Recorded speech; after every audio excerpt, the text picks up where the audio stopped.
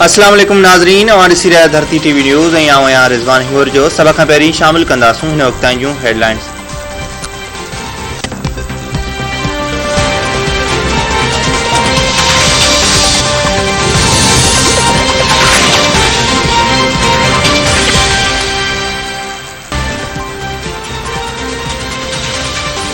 पंजनि सीटनि वारा वॾ वज़ारत लाइ ब्लैकमेल करे रहिया आहिनि। आऊं उन्हनि मंझां न आहियां, इमरान ख़ान सां गॾु आहियां।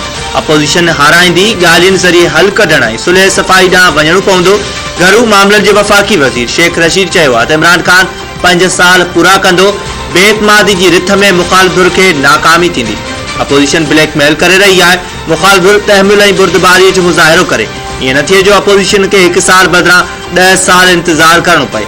पार्लियामेंट लाजिस में हुकूमत फ़ौज खे तलब करे सघे पई, पर ॻाल्हि एतिरो अॻिते न वई। मक़सूद पटेवाले बाबति शहबाज शरीफ़ ई बहितर नमूने ॿुधाए सघे थो। अपोज़िशन वारा शिकस्त भञीदे साॻी पगार ते ई कमु कंदा। मुख़ालिफ़ धुर वारा हाराइण बाद बि तंग कंदा रहंदा।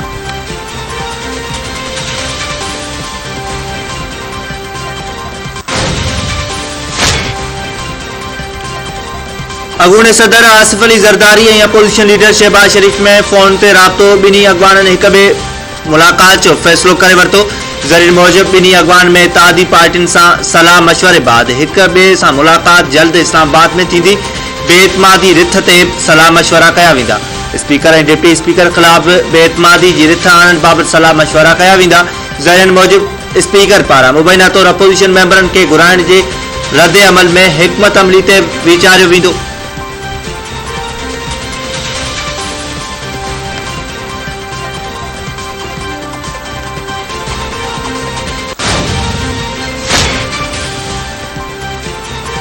अपोज़िशन क़ौमी असेंबली के स्पीकर असद कैसर मुखालिफ़ धुर के मेंबरन के घुराइण जो इल्ज़ाम मढ़े छॾियो।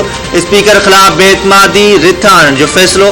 मुखालिफ़ धुर स्पीकर के अणदुराइब ते भी सवाल उथारे छॾिया। ज़रीर मौजूद अपोज़िशन क़ौमी असेंबली के स्पीकर ऐं डिप्टी स्पीकर ख़िलाफ़ बेतमादी जी रिथ आणण जो फ़ैसिलो करे छॾियो। स्पीकर ख़िलाफ़ बेतमादी रिथ ते अपोज़िशन मेंबरन खां सहियूं करायूं वयूं।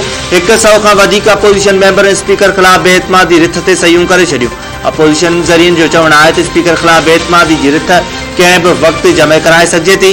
अपोज़िशन इल्ज़ाम मढ़ियो आहे त स्पीकर संदन मेंबरनि खे मुलाक़ातनि लाइ घुराए रहियो आहे। स्पीकर जे अहिड़े क़दम ख़िलाफ़ बेतमादी जी रिथ आंदी पई वञे। स्पीकर ख़िलाफ़ बेतमादी जी रिथ जम थी वई त हू क़ौमी असेंबली जे इजलास जी बि सदारत न करे सघंदो। वज़ीर आज़म ख़िलाफ़ बेतमादी रिथ बाबति इजलास जी सदारत डिप्टी स्पीकर कंदो।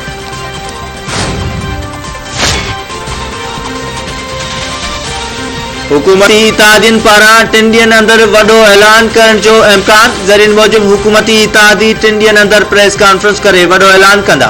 चौधरी शुजात वफ़ाक़ी हुकूमत खां नाराज़। काफ लीग अॻवाननि क़यादत के जल्द फ़ैसिलो करण जो मशवरो ॾेई छॾियो। परवेज़ इलाही जी सरबराही में मुस्लिम लीग काफ जो इजलास सियासी सूरताल ऐं तरीन ग्रुप जी सरगर्मियुनि जो जाइज़ो वरितो वियो। इजलास में ॿियनि इत्तेहादियुनि सां बि सलाह मशवरा करण ते इत्तफ़ाक़ कयो वियो।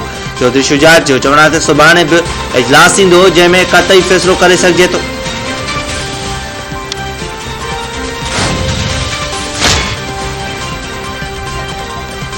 हुकूमत मुखालिफ़ इत्तेहाद PDM जो अहम तरीन सरबराही इजलास सुभाणे तलब। PDM सरबराह मौलाना फज़ल रहमान इजलास की सदारत कंदो। नवाज शरीफ इजलास में वीडियो लिंक ज़रिए शरीक थींदो।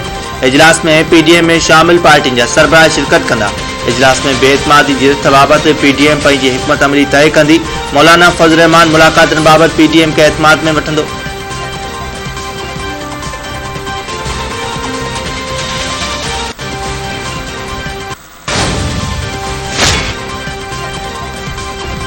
मुखालिफ़ धुर जी बेतमादी रिथ बाबति वज़ीर आज़म इमरान ख़ान MNS जा ख़दशा ख़त्म करण जो फ़ैसिलो करे वरितो। इमरान ख़ान जो अॼु ऐं सुभाणे MNS सां मुलाक़ात थियल। बेतमादी जी रिथ बाबति ॻाल्हियूं कयूं वेंदियूं। ज़रीर मूजिब इमरान ख़ान सां मुलाक़ात कंदड़ MNS जी लिस्ट तयारु कई वई। ज़रीर मूजिब वज़ीर आज़म असेंबली मेंबरनि खे पंहिंजी हिकमत अमली बाबति आगाह कंदो ऐं संदसि ख़दशा बि ख़त्म कंदो।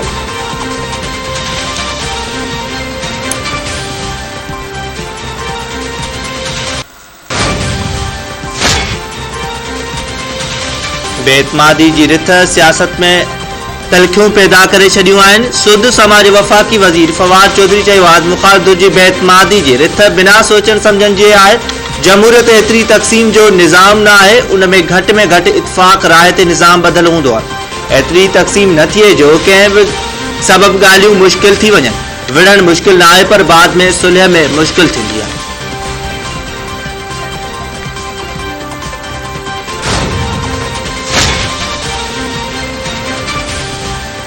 इमरान खान सियासत के दुश्मनी में तब्दील करे छॾियो आहे। ॻाल्हियूं अणवणंदड़ बयान ॾियण वारनि सां न, पर सियासतदाननि सां थींदियूं आहिनि। मुस्लिम लीग नून जी तर्जुमान मरियम औरंगज़ेब चयो आहे त इमरान खान तक़सीम ऐं इंतिशार फैलाइण चाहे थो। मरियम औरंगज़ेब फवाद चौधरी खां सवाल कयो त अवाम खे चरियो सम्झो अथव छा? तक़सीम न थियण जा बयान ॾेई पाण खे बेवकूफ़ बणाए रहिया आहियो, या वरी ॿियनि खे? सियासत में पखिड़ियल धप ऐं ॿूसट खे ख़तम कयो वेंदो।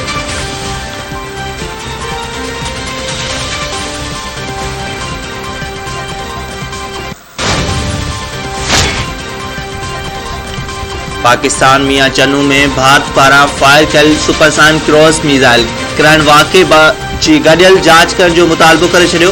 परॾेही खाते भारतीय मिसाइल फायर मामले जो सख़्त नोटिस वठंदे भारतीय हुकूमत खां 7 सवालनि जा जवाब तलब करे वरिता। परॾेही खाते जो चवणु आहे त भारत ॿुधाए मिसाइल में पाण खे तबाह करण वारो सिस्टम मौजूदु हो त तबाह छो न थियो।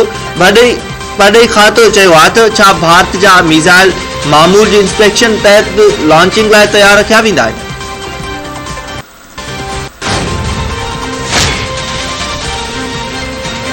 कोटड़े जी भरिसां पुरानी दुश्मनी ते जवाबदारनि खे एक ॼणे खे क़तल करे छॾियो। ॻोठ मिठन फ़कीर कांधड़ो में जवाबदार ॿनीअ ते सुतल रशीद अहमद कांधड़ो खे गोलियूं हणी क़तल करण बाद फरार थी विया। इतला ते पुलिस पहुची लाश तहवील में वठी अस्पताल मुंतकिल करे छॾियो। ज़रूरी घुर्जूं पूरियूं करण बाद मक़तूल जो लाश वारसनि हवाले कयो वियो।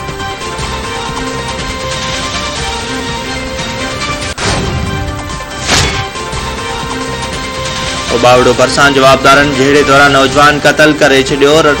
रावंती जे कचेवाल इलाइक़े में करंट तकरार तां ॿिनि धुरियुनि में जहिड़ो थी पियो, जहिड़े दौरान अब्दुल हलीम शहर मारिजी वियो।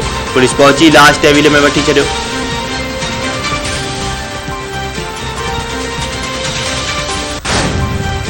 Fusilamientos, sí, hemos fusilado, fusilamos y seguiremos fusilando mientras sea necesario.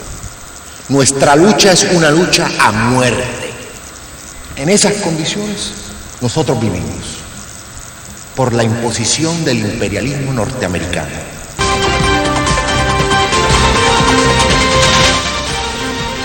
इनकलाबी अगवान ची गवीरा खे क़तल कंदड़ बोलिवियाई फौज जो अगूणो सिपाही मारियो वियो। 13 साला 80 वरनि जी जमार में लाडाणू करे वियो। मारियो 9 अक्टूबर 1967 में बोलिवियान जे सूबे सांता क्रॉस में जख्मी हालत में गिरफ्तार थियल इनकलाबी अगवान ची गवीरा खे गोलियूं हणी क़तल कयो हो।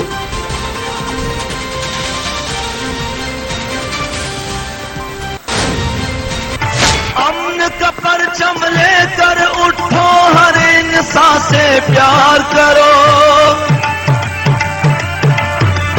अपना तो मंशूर है जालिब, सारे जहां से प्यार करो। खतरा है दरबारों को, शाहों के गमखारों को, नवाबों गद्दारों को। खतरे में इस्लाम नहीं, खतरे में इस्लाम नहीं। इनकलाबी शायर हबीब जालिब जे विछोड़े के 29 वर विहामी विया। मैं नहीं मानता जे सर्जनार हबीब जालिब जा मदा अज संदस 28वीं वरसी मल्हाए रहिया। जालिब जा शेयर सोशल मीडिया ते वंडे खेस भेटा पेश करण जो सिलसिलो जारी आहे।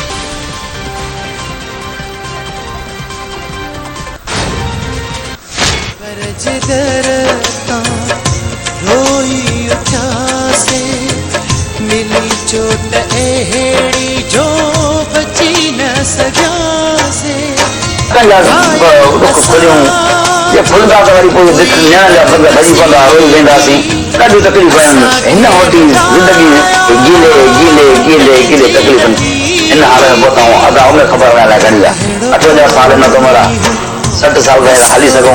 पाकिस्तान जे माण्हू जो हूअं बि उमिरि जेका शरा जेका मौत जी आहे छिके 70 साल 80 साल।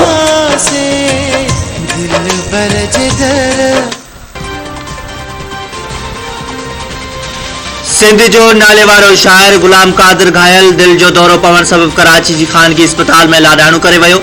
गुलाम कादिर घायल के दिल में तकलीफ़ सबब कराची जी डाउ अस्पताल में दाख़िल कयो वियो हो, जिते संदसि साह जो सगो टुटी पियो। गुलाम कादिर घायल जे विछोड़ ते शाइरनि अदीबनि ऐं फ़नकारनि ॾुख जो इज़हार कयो। गुलाम कादिर घायल जूं आख़िरी रस्मूं शिकारपुर में अदा कयूं वेंदियूं।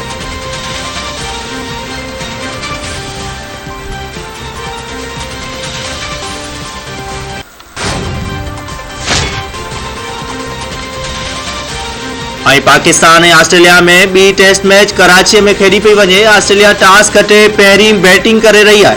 ऑस्ट्रेलिया जे कप्तान जो चवण आहे त कराची जी विकेट सुठी लगी रही है। पाकिस्तानी टीम में तब्दीली कंदे नसीम शाह ऐं इफ्तिखार अहमद जी जाइ ते हसन अली ऐं फ़हीम अशरफ जी पाकिस्तानी टीम में वापस आंदो वियो। पाकिस्तानी क्रिकेट टीम जो कप्तान बाबर आज़म जो चवण आहे त हू कोशिश कंदा त सुठी परफॉर्मेंस जो मुज़ाहिरो कनि।